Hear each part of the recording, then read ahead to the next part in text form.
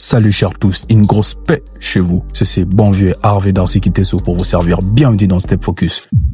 Et j'ai l'honneur de recevoir Monsieur Jérémy Bongo qui est là. Accrochez-vous et on y go. Bienvenue Monsieur Jérémy.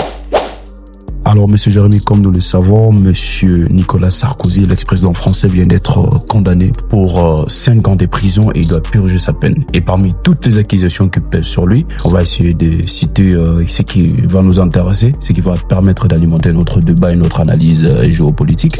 Il y a eu également, premièrement, dans certains cas, il y a eu des financements provenant des sources étrangères. Je présume que c'est par rapport à sa campagne présidentielle qui a eu lieu il y a plusieurs décennies maintenant, qui a été financé par la Libye, qui représentait l'ex-président Mohamed Kadhafi, qui a été justement le pilier principal pour l'existence de Monsieur Nicolas Sarkozy aujourd'hui. Bien évidemment, nous avons également vu des sorties médiatiques de cousins membres de la famille de l'ex-président de la Libye, qui déclaraient justement des sommes astronomiques auprès de l'ex-président française. Il y a également des accusations comme quoi il y a eu des versements de dons illégaux et j'en passe qui étaient non déclarés en rapport et en adéquation avec la justice française. Alors, Monsieur Jérémy Bongo, quelle est votre opinion là-dessus? Qu'est-ce que vous pouvez nous dire? C'est quoi votre argumentation justement en tant qu'un panafricaniste? Qu'est-ce que vous en pensez? Merci beaucoup pour la parole, Harvey. Est-ce que les financements libyens ont contribué à l'élection de Nicolas Sarkozy à la présidence de la République française? Oui. Mais est-ce que la Libye est une des raisons pour laquelle aujourd'hui Nicolas Sarkozy est condamné par la justice française et obligé d'aller en prison? Je ne pense pas que la Libye est suffisamment pesée au point plutôt de faire condamner un chef d'État français, ce qui est une première dans l'histoire du pays. Je ne pense pas qu'ils aient pesé à ce point, mais je pense que d'un côté, l'appareil judiciaire française est un peu jouit d'une certaine indépendance, si je puis le dire. Bon, on peut l'appeler comme ça, puisque avant, si on retrace l'histoire de la France, aussi loin qu'on puisse remonter 30, 40, 50, 60 ans en arrière, on se rend compte que c'est une sorte de coutume, ces genres de choses, surtout avec la relation France-Afrique. Il n'y a pas que Nicolas Sarkozy qui a su profiter et abuser de la relation France-Afrique. Avant lui, il y a eu Giscard d'Estaing qui, avec les histoires de diamants centrafricains avec Jean Bedel Bokassa, qui aurait pu s'attirer aussi des problèmes avec la justice française.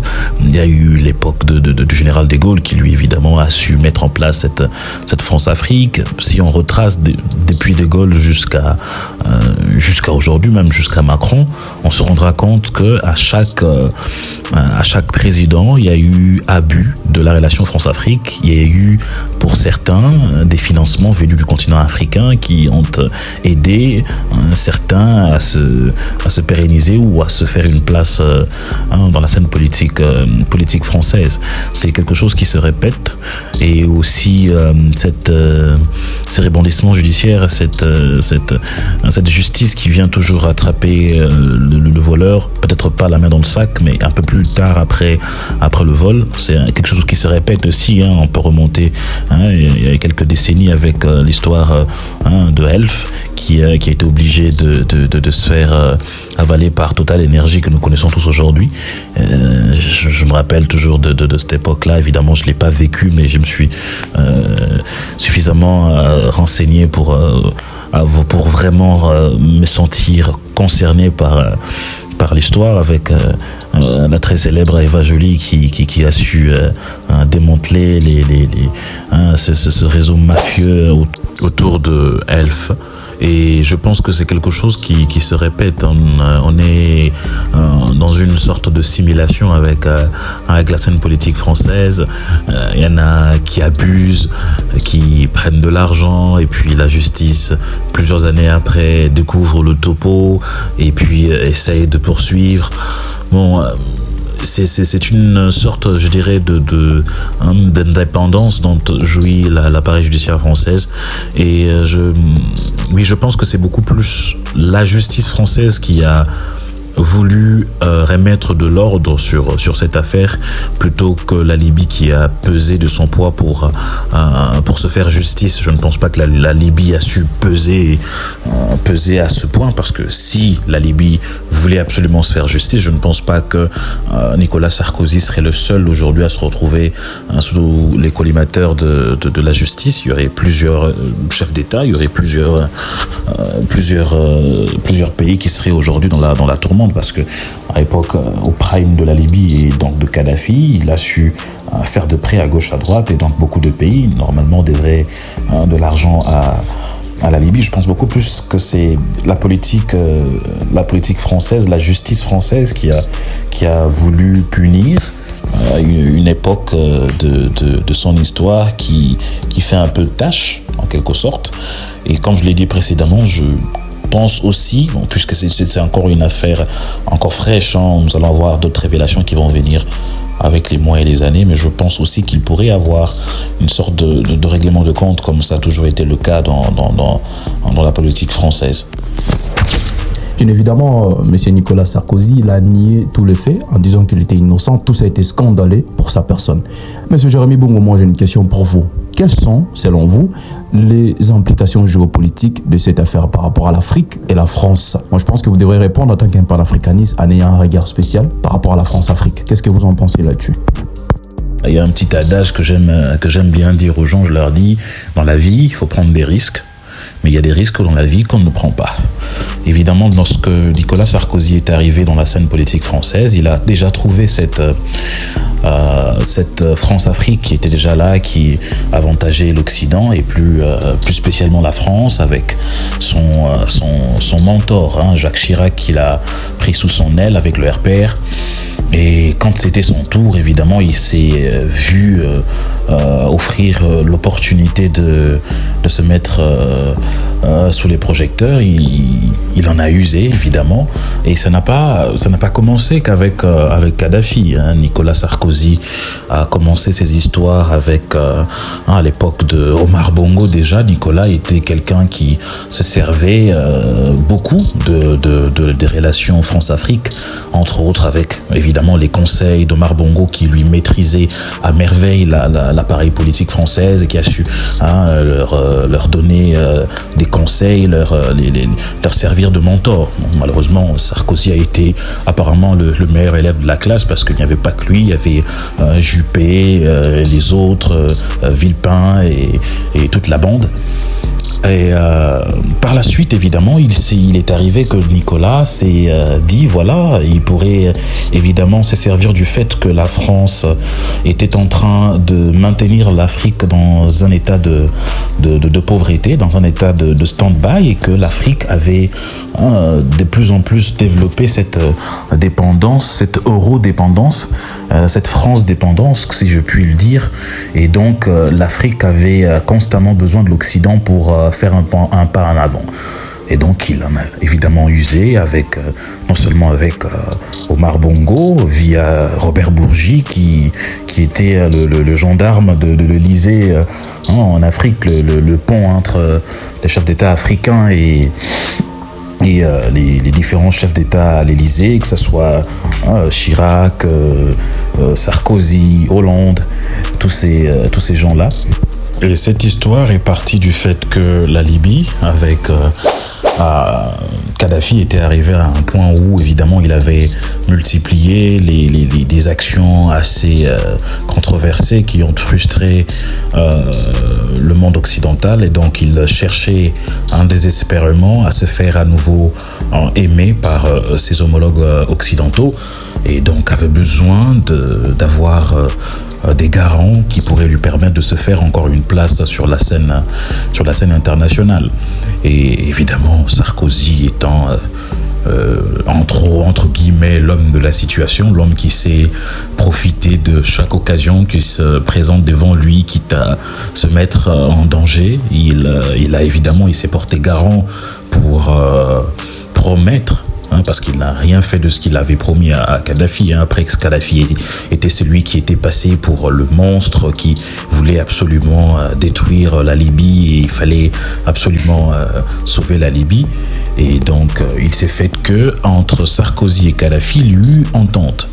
Kadhafi aider Sarkozy à avoir tout ce dont il avait besoin pour être élu à la tête de la France, et en retour, Sarkozy permettait à Kadhafi d'approcher entre autres les États-Unis qui est le maître de l'Europe.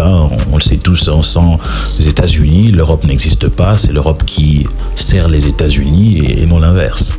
Et donc Sarkozy promet à Kadhafi de lui servir de garant pour se rapprocher, se réconcilier avec les États-Unis, et par ricochet avec toutes les puissances du Conseil des Nations Unies.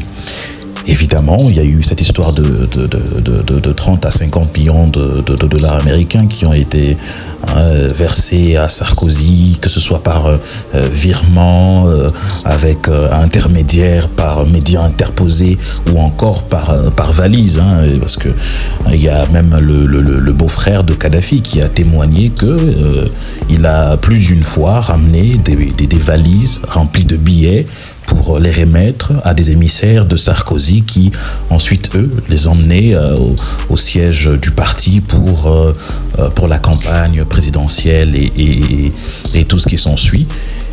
Malheureusement, par la suite, Nicolas se retrouve dans une situation où il n'arrive pas à honorer ce qu'il avait promis à Kadhafi. Et donc, ils approchent les États-Unis disent non, tu ne peux pas venir parler au nom de la Libye, c'est qu'ils demandent, on ne peut pas leur offrir pour le moment.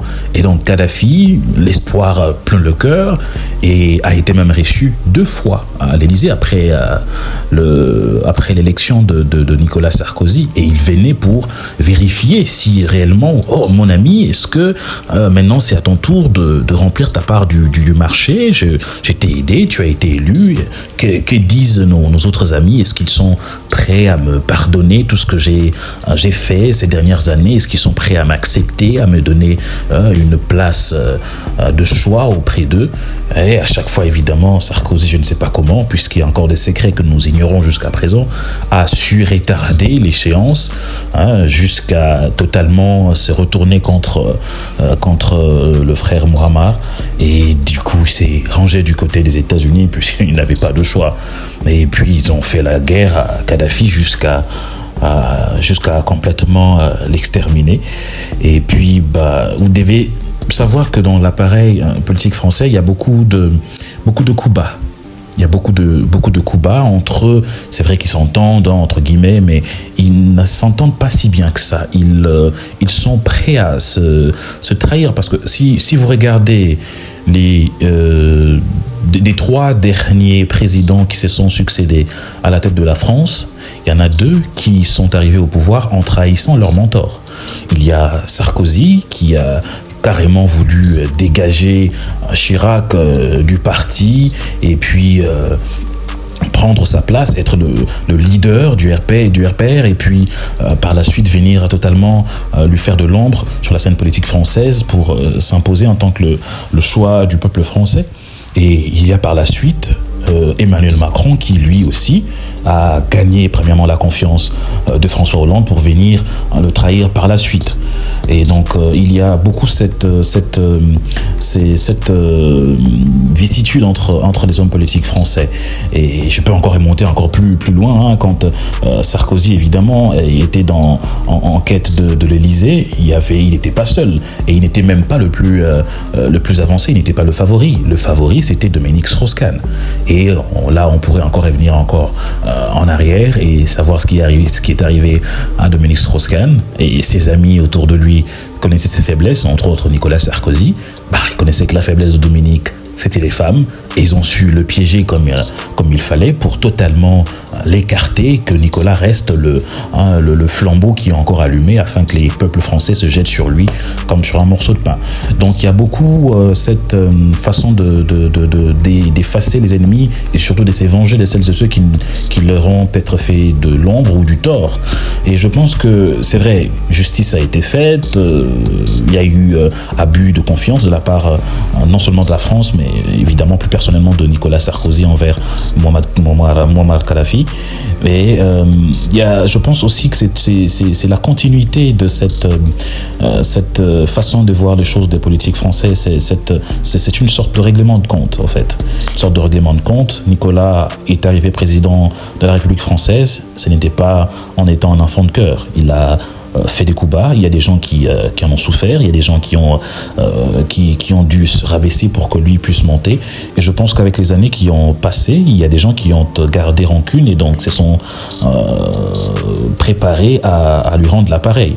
Je pense que d'un côté, en tant que panafricaniste, je dirais que voilà, c'est bon. Je me permets le terme, je dirais, c'est bien fait pour lui, puisqu'on ne peut pas agir ainsi envers un autre frère. Mais d'un autre côté, je me dirais que c'est plutôt une sorte de règlement de compte. Ça existe dans l'histoire de la France, aussi loin qu'on puisse remonter. On retrouvera toujours ce genre de choses, des gens qui trahissent les autres pour leurs propres intérêts et qui, par la suite, les gens qui ont été trahis se vengent de ceux qui les ont trahis. Et cette histoire vient remuer un peu le couteau à la plaie de cette France-Afrique que nous essayons dont nous essayons d'oublier le prime, mais dont nous battons aussi pour complètement tuer et faire partir, puisque c'est une relation qui nous a plus fait du tort. C'est carrément une relation toxique qui nous a vraiment fait du tort. En tout cas, en ce qui me concerne, c'est cette vision-là que j'ai, c'est quelque chose qui vient remonter en moi des souvenirs, certes d'une époque que je n'ai pas forcément vécue, mais dont je me suis suffisamment renseigné pour me sentir vraiment touché, impliqué, surtout concerné, puisqu'il s'agit de mon continent. Je pense vraiment que c'est une situation qui vient réveiller un peu nos consciences et nous dire, voilà, les Occidentaux, lorsqu'il faut traiter avec eux, il faut vraiment faire attention. Il faut vraiment avoir des vraies garanties pour ne pas se faire rouler dans la farine, puisque quand il y a un opportuniste qui surgit de nulle part, qui veut juste atteindre ses objectifs, vous promet le ciel et la terre, et vous lui faites confiance, à son tour, n'honore pas sa part du contrat. Bon, ça fait mal et ça met en difficulté. Tout à fait, monsieur Jérémy. En tout cas, il faut faire comprendre à tout le monde et surtout à nos chefs d'État, à toutes ces personnes qui se sentent un peu plus au-dessus des autres, même si c'est gagné et mérité. Il faut comprendre que quand tu es un chef d'État, tu te retrouves au sommet, c'est comme si tu étais au sommet d'une pyramide. Tu es tout au sommet et dans ta tête, tu peux croire que tu es intouchable. Mais du moment où la structure bouge, si la base bouge, tu vas tomber, tu deviendras un vulgaire caillou. Il faut vraiment apprendre à cogiter là-dessus, à réfléchir et à savoir bien se tenir. Il y a l'un de nos abonnés qui a écrit, il a dit la justice des humains, ça existe. Mais la justice de Dieu, ça existe encore plus. Et les karmas aussi existent pour ceux qui y croient. Messieurs, dames, n'hésitez pas de nous DM vos suggestions et d'activer ces fucking cloches qui est juste là sur YouTube et puis par après ne pas manquer justement des exclusivités. Merci infiniment et au revoir à la prochaine.